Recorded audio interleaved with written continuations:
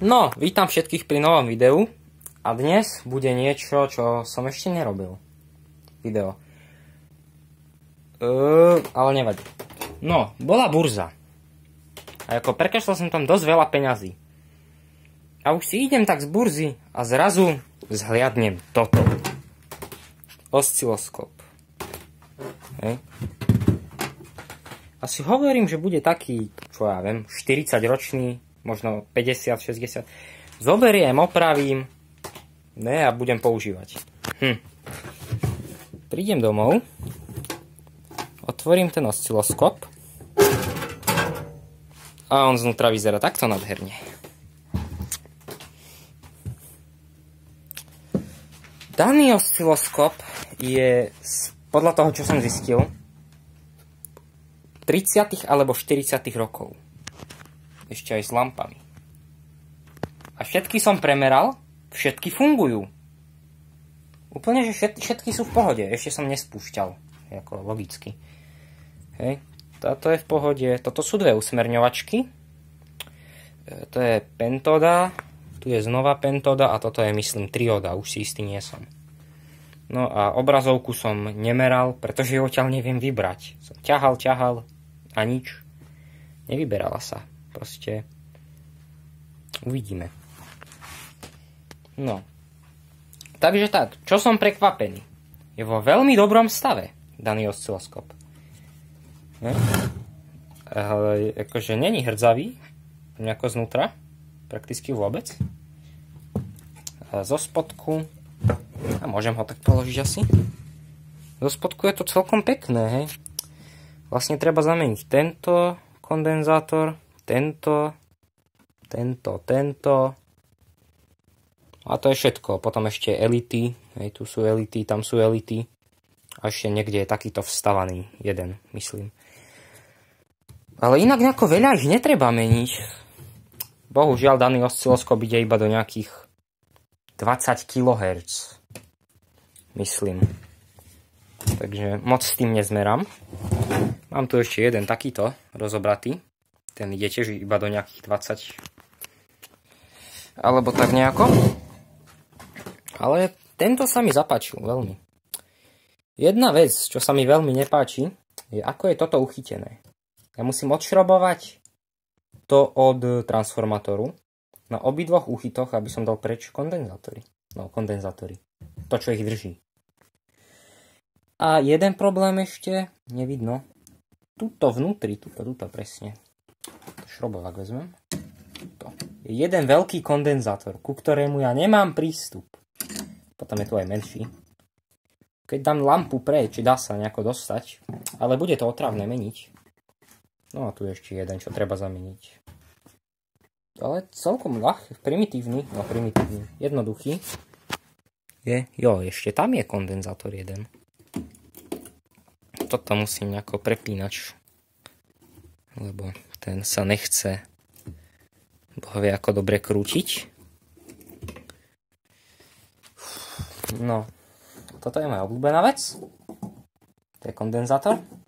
A na ňom je osadený ďalší kondenzátor. Obrazovka tu bola nejaká DN7-2.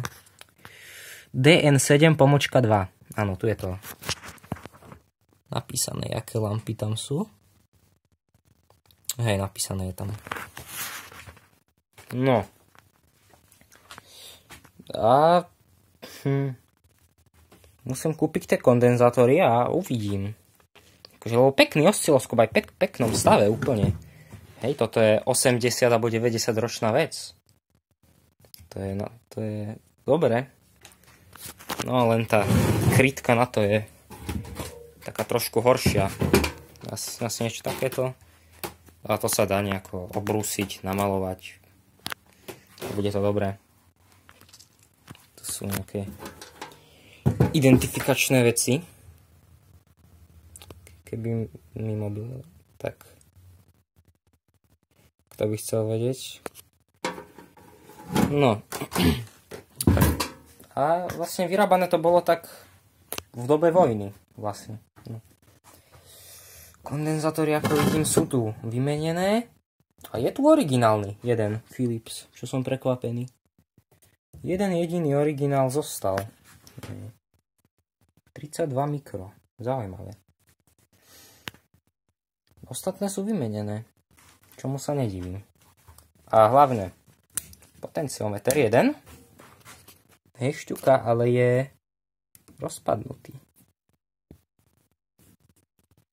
Takže úplne. Hej. Tak to nakloním. Úplne, že rozpadnutý. Takže neviem, asi ho zošrobujem dokopy, nebudem nový dávať, lebo akože šťuka, hej, no dobre sa točí celkom aj, není tam moc čo riešiť, tak nechám ho tak asi, iba že ho zošrobujem, lebo akože rozpadáva sa. No, toto je zaujímavé, takýto rezistor, 20 MΩ. Ja neviem, čo k tomu mám povedať, no. Osciloskop je to. A má to no hrozne veľa vstupov, čo tu je. No neviem, po nemecky zase, super.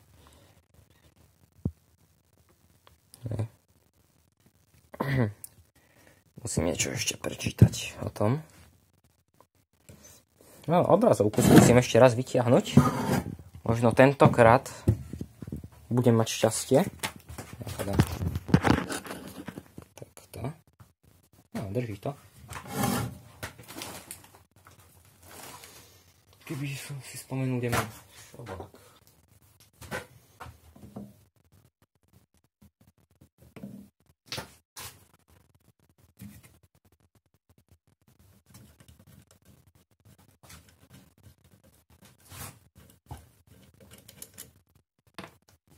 Jedno.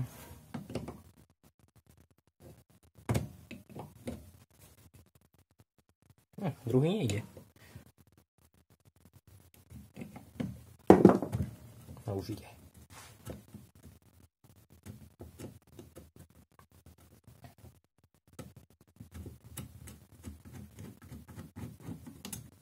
Tak. Dobre, toto som nejako dostal von. Teraz sama obrazovka.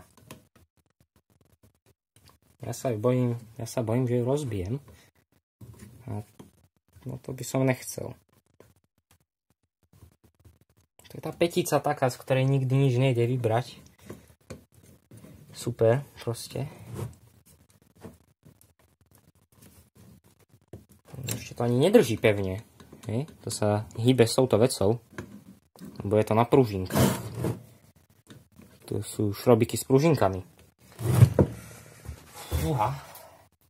Ako by som to mohol? Takto.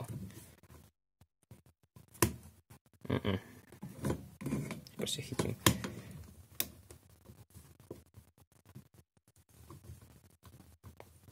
Ja ťahám silno. No proste vonku. Nejde. Fúha. Neviem, no. Toto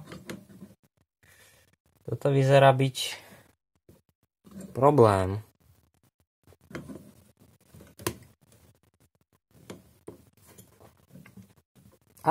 Pomaličky. Pomaly. Vyberám.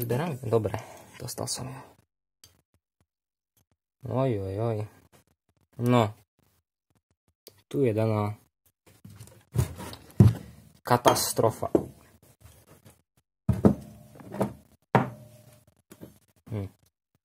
Neviem, nepáči sa mi to. Niečo na tom. Vôbec. Toto. Tuto. To byť dobre nevyzerá, ale je jeden efekt. Keď dodám nejakú svetlu, trošku svieti na zeleno, nevidno teraz. Na zeleno svieti. Skúsime, pozrieme. Tak, multimeter. Tu áno. Dobre, žhavenie má. Čo som prekvapený. Žhavenie malo úplne všetko. To ma úplne prekvapuje. Ani jedna z nich nie je zlá.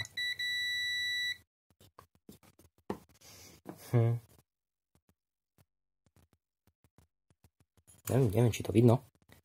Ona má veľmi hrubé to predné sklo. Akože 5 mm, že by viac aj. Dosť hrubé, nevidím. Väčšinou. Teraz ako sa tam dáva naspäť. Takto.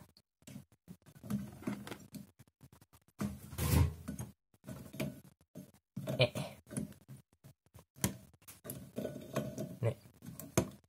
Takto už vôbec ne.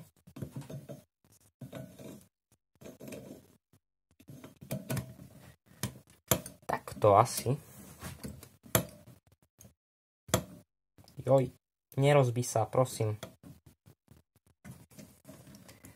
No, ani ven, ani dnu. Super. 5-1.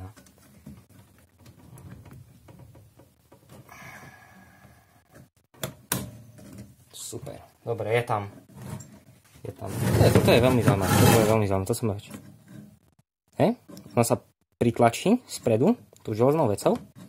Tieto pružinky na ňu tlačia. To sa mi páči dosť. No. Dobre. Zašrobujeme. No i nevidno nič, som si teraz uvedomil. Sa to zle robí. Tak, trošku lepšie.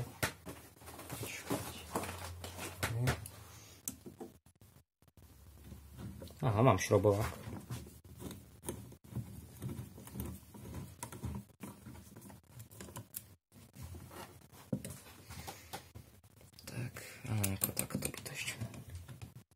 No.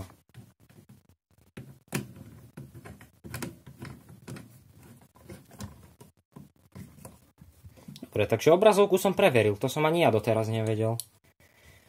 Jaká je? Elektrolyty sú všetky na 16 mikro.